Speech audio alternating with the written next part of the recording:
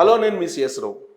తెలంగాణ ప్రభుత్వం రేవంత్ రెడ్డి ఆధ్వర్యంలో ఏర్పడిన తర్వాత టోటల్గా తెలంగాణ పోలీస్ ప్రక్షాళన జరుగుతుంది. అందులో భాగంగా ప్రత్యేకించి పంజాగుట్ట పోలీస్ స్టేషన్లో హెడ్ కానిస్టేబుల్ నుంచి, హోంగార్డ్ నుంచి పై స్థాయి వరకు కూడా మొత్తాన్ని ప్రక్షాళన చేశారు. దాదాపు 82 మంది వరకు కూడా మొత్తాన్ని బదిలీ చేశారు, వాళ్ళని ఏఆర్కి పంపించేశారు. ఇలాంటి పరిస్థితి ఎందుకు ఏర్పడింది? తెలంగాణ వ్యాప్తంగా ఉన్నటువంటి పోలీసు ప్రక్షాళన చేయాల్సినటువంటి అవసరం ఏమొచ్చిందంటే, గత ప్రభుత్వంలో అనేక మంది దీర్ఘకాలం పాటు వాళ్ళు తిష్ట వేసి ఉన్నారు. దాంతో గత ప్రభుత్వంకి సంబంధించినటువంటి గత ప్రభుత్వంతో సన్నిహితంగా ఉన్నటువంటి అధికారులు చాలామంది కూడా కీలకమైనటువంటి విషయాలను లీక్ చేస్తున్నారు అనేటువంటి అనుమానం ప్రస్తుత ప్రభుత్వానికి ఉంది. ఆ క్రమంలో ఇంటెలిజెన్స్ దగ్గర నుంచి ప్రక్షాళన మొదలుపెట్టి ఇంటెలిజెన్స్లో శివనాథ్ రెడ్డిని ఫస్ట్ అపాయింట్ చేశారు. ఆ తర్వాత హైదరాబాద్ సిపిగా శ్రీనివాస్ రెడ్డిని, అలా మొత్తాన్ని ఫస్ట్ 5 లేయర్లో అపాయింట్మెంట్ చేశారు రేవంత్ రెడ్డి. అలాగే డీజీపీగా రవి గుప్తాను నియమించిన తర్వాత ఇప్పుడు భారీగా ప్రక్షాళన జరుగుతుంది. తెలంగాణ వ్యాప్తంగా కూడా మొత్తం కానిస్టేబుల్ దగ్గర నుంచి పై స్థాయి వరకు కూడా ప్రక్షాళన చేస్తున్నటువంటి పరిస్థితి నెలకొంది. కేవలం ప్రభుత్వానికి సంబంధించినటువంటి అంశాలని లీక్ చేస్తున్నారనేది ఒక అంశం అయితే, మరొకటి ఇప్పుడు నిజామాబాద్లో జరిగినటువంటి సంఘటన బేస్ చేసుకొని మొత్తం ప్రక్షాళన చేపట్టారని తెలుస్తుంది. సో దీని మీద మరిన్ని వివరాలు తీసుకునే ప్రయత్నం చేద్దాం. రిటైర్డ్ హైదరాబాద్ సిపి రెడ్డన్న గారు మనతోటి ఫోన్ లైన్లో ఉన్నారు. నమస్తే రెడ్డన్న గారు. నమస్కారం అండి.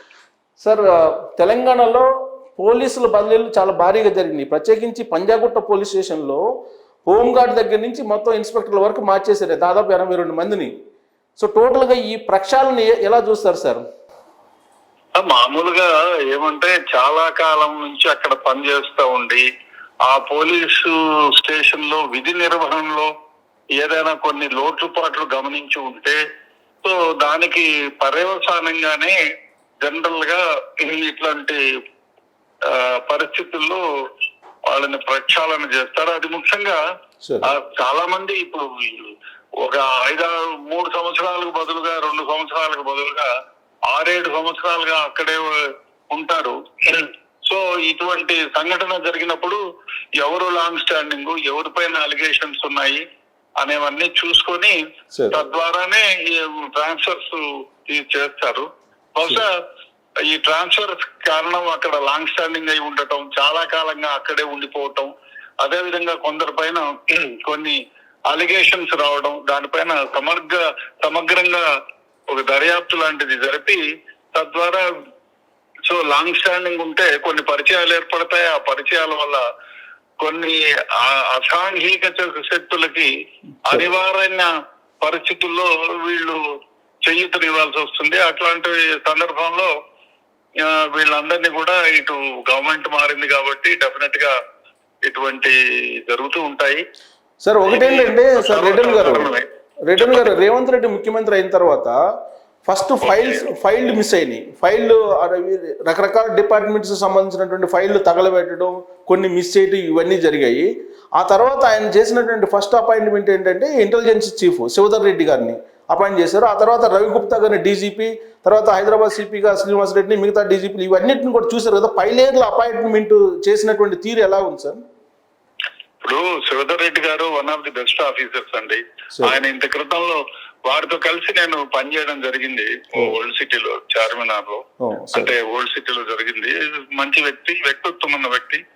ఇంటెలిజెన్స్ లో చాలా కాలం అనుభవం ఉంది. ఇంత క్రితం గవర్నమెంట్ లో కూడా వారు ఇంటెలిజెన్స్ లో పనిచేశారు కాబట్టి అది ఆయన్నే ఎంచుకొని ఉంటారు. ఆ విధంగా ఆయన్ని ఇంటెలిజెన్స్ ప్లేస్ లో తీసుకొని ఉంటారు. రవిగుప్తా గారు మంచి వ్యక్తి, ఎక్కడ మత్తలేని వ్యక్తి, అండ్ పాలనా పరంగా కూడా ఆయనకు పటిమ ఉన్న వ్యక్తి. కాబట్టి డెఫినెట్ గా అది ఎవరైనా, మీరైనా, నేనైనా, మీరే సీఎం అయినా కూడా చూస్తారు మీకు అనుకూలంగా ఉన్న వ్యక్తి ఒకరు. రెండోది, అనుకూలం కంటే డిపార్ట్మెంట్ లో మచ్చలేని వ్యక్తిగా ఎవరైతే పేరు బదులు ఉంటారో వాళ్ళని తీసుకుంటారు. ఎందుకంటే ప్రతిపక్షాలు డెఫినెట్ గా ఇటువంటి దానిపైన ఫలానా ఆయన్ని తీసుకున్నారు, జూనియర్ ని తీసుకున్నారు, అతను ఈ విధమైన వాళ్ళని అభాండాలు వేస్తారనేటువంటి అభిప్రాయంతో కూడా కొంచెం మంచి వ్యక్తుల్ని డిపార్ట్మెంట్ లో పనికొచ్చే వాళ్ళని, తమకు అనుకూలంగా ఉన్న వాళ్ళని కూడా ఇట్లాంటి ట్రాన్స్ఫర్ లో వేసుకుంటూ ఉంటారు. అది సర్వసాధారణం. మంచి వ్యక్తిత్వం ఉన్న వాళ్ళనే వేశారు కాబట్టి దీంట్లో కామెంట్ చేయడానికి ఏముందండి, ఏం లేదు. సో ఇక వీళ్ళు సార్ హైదరాబాద్ సిపిఎల్ శ్రీనివాసరెడ్డిని అపాయింట్ చేయటం, అలాగే సైబరాబాదు, ఈ రాచకొండ వీళ్ళు అపాయింట్మెంట్ చేయడం కూడా కరెక్టేనా? కరెక్ట్గా ఇప్పుడు శ్రీనివాసరెడ్డి ఆయన మంచి వ్యక్తి. ఆయన ఇంత క్రితం డీసీపీగా పనిచేసినప్పటి నుంచి పరిచయం ఉంది. సో కొంచెం పని చేస్తాడు, ఎక్కువగా పనిచేసే వ్యక్తి కాబట్టి అతన్ని వేశారు. అదే విధంగా మిగతా కమిషనరేట్ లో కూడా ఇప్పుడు సిపి రాచకొండ వచ్చి 4 years పైగా పనిచేశాడు కాబట్టి ఎక్కడ మేబీ రికార్డ్ ఒక ఐపీఎస్ ఆఫీసర్ 4 సంవత్సరాల పైకి ఒకే దగ్గర ఒక కమిషనర్ గా పనిచేయడం అనేది ఒక రికార్డు కాబట్టి ఆయన్ని పనిచేసి దానికి తీసుకొని ఉంటారు మంచి వ్యక్తిని.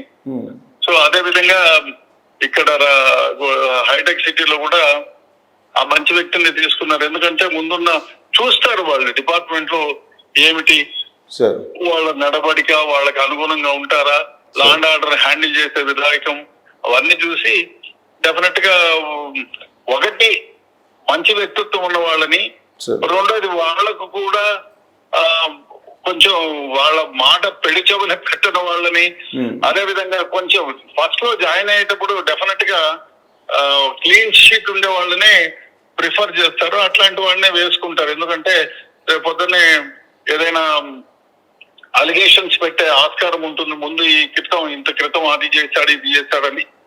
కాబట్టి కొత్తగా వచ్చిన ఏ గవర్నమెంట్ అయినా కొంచెం క్లీన్ షీట్ ఉన్న వాళ్ళని ప్రిఫర్ చేస్తారు.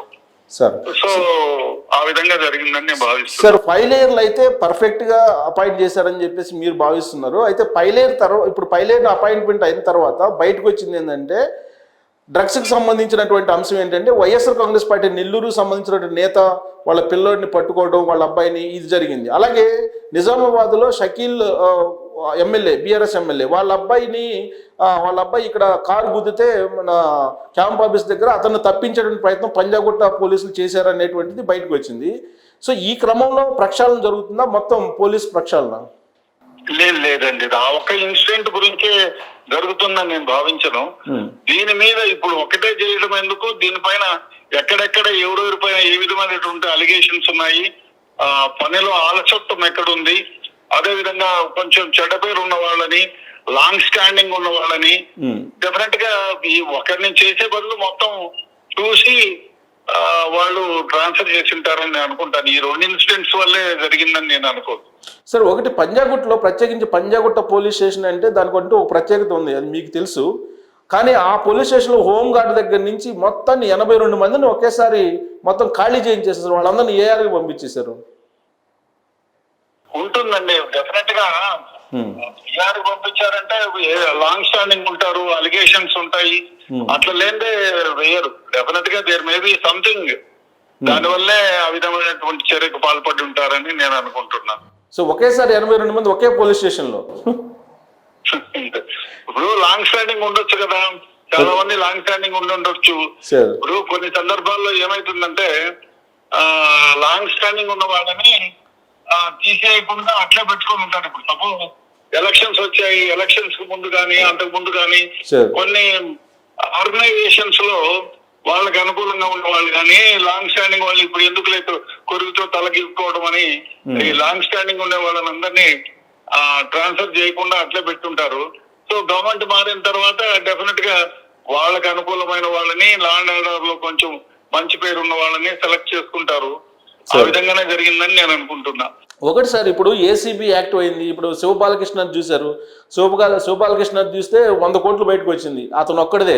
ఇంకా ఇలాంటివి చాలా ఉన్నాయి. ఏసీబీని యాక్టివేట్ చేయడం, సిఐడిని యాక్టివేట్ చేయడం, ఇలాంటి క్రమంలో ఈ ప్రక్షాళన చేస్తున్నట్టు అనిపిస్తుందా?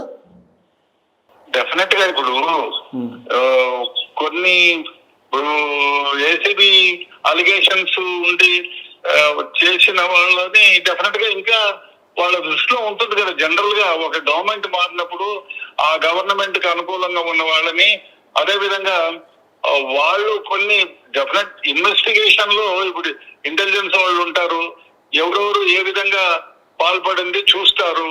అదే విధంగా ఈ ల్యాండ్ గ్రాబింగ్ గానీ, ల్యాండ్ అసైన్మెంట్స్ గానీ, ఈ జియో 59 గానీ ఇట్లాంటి దానిలో కొన్ని గవర్నమెంట్ కి అతీతంగా పోయి వాళ్ళు కొన్ని చర్యలు చేపట్టి ఉంటారు. దాంట్లో కొంచెం చిన్న సమగ్రమైనటువంటి దర్యాప్తు జరిపి ఆ విధంగా ఎవరిపైన అయితే అలిగేషన్స్ ఉంటాయో అట్లాంటి వాళ్ళని టార్గెట్ చేసి ఇటువంటి రైట్స్ కండక్ట్ చేస్తారు. ఇది సర్వసాధారణమే, సరే. ఇవాళ కొత్త కాదు సార్. ఒకటి తెలంగాణ పోలీసు విషయానికి వస్తే సార్, ప్రత్యేకించి ఇక్కడ ల్యాండ్స్ ఏమో కోట్ల రూపాయలకి వెళ్ళిపోయింది. ఈ క్రమంలో నయీం ఎన్కౌంటర్ తర్వాత ల్యాండ్ సెటిల్మెంట్స్ లో ఎక్కువ మంది పోలీసులు ఇన్వాల్వ్ అవుతున్నారు అనేటువంటి ఒక ఆరోపణ ఉంది.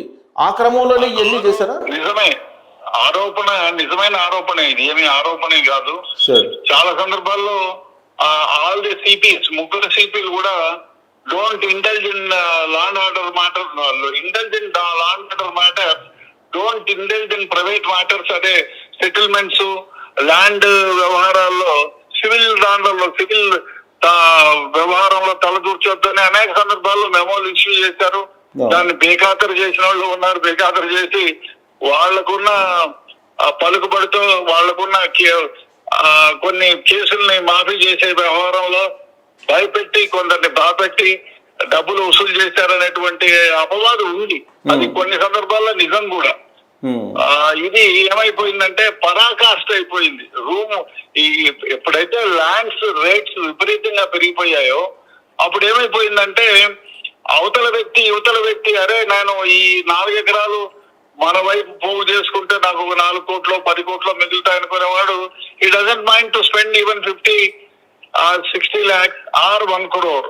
కాబట్టి వీళ్ళని పోలీసులను ప్రలోభపెట్టి అవతటి వ్యక్తిని భయపెట్టి తమ దారిలోకి తెచ్చుకున్న సందర్భాలు ఉన్నాయి. ఇట్లాంటి సందర్భాల్లో పోలీసు వారు వాళ్ళకి అనుకూలంగా ఉన్న వాళ్ళకి చేయూతనిచ్చి వాళ్ళకి కావాల్సింది వాళ్ళు పుచ్చుకున్న సందర్భాలు ఉన్నాయి. అది దీని అపవాదు కాదు, అది నిజం కూడా. సార్, రాబోయే రోజుల్లో ఈ ప్రక్షాళన అనేది ఇక మార్పు ఇప్పుడు ఈ ల్యాండ్ సంబంధించి సెటిల్మెంట్లో కానీ ఇలాంటి వాటిని తగ్గిస్తుంది అనుకుంటున్నారా? డెఫినెట్ గా ఒక ఏదో లేదు, ఊరికే ట్రాన్స్ఫర్ చేసి వదిలేసేది జరుగుతుందని నేను అనుకోను. ఎక్కడైతే స్ట్రాంగ్ అలిగేషన్స్ ఉన్నాయో వాళ్ళపైన శాఖాపరంగాను, అదే విధంగా ఇప్పుడు యాంటీ కరప్షన్ బ్యూరో వాళ్ళతోనూ ఇన్వెస్టిగేషన్ చేయించి చర్యలు తీసుకుంటారని నేను అనుకుంటున్నా. అదే విధంగా ఇంటెలిజెన్స్ ఉంది, ఎస్బీ ఉంది. ఎస్బీ వాళ్ళు కూడా డెఫినెట్ గా కొన్ని సందర్భాల్లో చూస్తుంటాం, ఎస్బీ వాళ్ళు కూడా లోకల్ పోలీసులతో కుమ్మక్కయ్యారని. ఇది కూడా జరుగుతూ ఉంటుంది ఒక్కొక్కసారి. ఇవన్నీ ఇన్వెస్టిగేషన్ లో వాళ్ళ పార్ట్ ఆఫ్ ది ఎంక్వైరీలో చూసుకొని, సో ఎవరైతే ఇటువంటి దాడులకు పాల్పడుతూ ఉంటారో వాళ్ళని ప్రక్షాళన చేయడం సర్వసాధారణం. ఆ విధంగా జరగడం కూడా మంచిదే. సార్, రేవంత్ రెడ్డి కొత్తగా ముఖ్యమంత్రి అయ్యారు కాబట్టి కొత్త ఉత్సాహం అనుకోవచ్చా, లేదంటే ఇది నిజంగానే రాబోయే రోజుల్లో ప్రక్షాళన ఇది ఫలితాలను ఇస్తుంది అంటారా? ఇప్పుడు ఒకటి మనం చెప్పలేం. ఇప్పటికైతే ఎక్కడైతే అలిగేషన్స్ ఉన్నాయో దాని ప్రకారం చేస్తున్నారని అనిపిస్తుంది. బట్ పోను తెలుస్తుంది కదా మనకు. గవర్నమెంట్ ఇప్పుడు కనీసం ఒక 1 ఏడాదో 2 ఏళ్ళలో కలిస్తే తప్ప వారి గవర్నమెంట్ నడకని మనం జడ్జిమెంట్ చేయలేం. ఎందుకంటే వారు వచ్చి అట్లీస్ట్ 30 రోజులు 40 రోజులు అయింది. అట్లీస్ట్ ఒక 1 year అన్నా వాళ్ళు పాలన సాగిస్తే వాళ్ళు ఏమిటి వాళ్ళ నిజంగానే ఇటువంటి జరుగుతుందా, లేకపోతే రాగానే ఏదో భయపెట్టి బాపెట్టి పేరు తెచ్చుకోవడానికి అనేది మనకు అర్థమవుతుంది. డెఫినెట్ గా ఇప్పుడు తీసుకున్న చర్యలు అయితే సమర్థనీయమే. రైట్ అండి, thank you very much Reddy గారు విశ్లేషణ. Thank you. సో తెలంగాణ పోలీసుల ప్రక్షాళన అనేది ఒక సుపరిణామం. ఇప్పటి వరకు ల్యాండ్ ఇష్యూస్లో అనేక మంది ఇన్వాల్వ్ అవుతూ ఉన్నారు, సెటిల్మెంట్లో పాల్గొంటూ ఉన్నారు కొంతమంది పోలీస్ ఆఫీసర్స్ కూడా. అంతేకాదు నేరాల్లో చిక్కుకున్నటువంటి వాళ్ళని, డ్రగ్స్ కేసులో ఉన్నటువంటి వాళ్ళని తప్పించేటువంటి ప్రయత్నం కూడా తెలంగాణ పోలీసులు అనేక సందర్భాల్లో చేశారనేది ఆరోపణలు కూడా ఎదుర్కొంటున్నారు. ఈ ఆరోపణలకి ఫుల్ స్టాప్ పెట్టడానికి ఇప్పుడు ప్రక్షాళన జరుగుతూ ఉంది. ఈ ప్రక్షాళన రాబోయేటువంటి రోజుల్లో ఇన్ని ఫలితాలను ఎంత మేరకు ఇచ్చేటువంటి అవకాశం ఉందనేది మనం చూడాలి.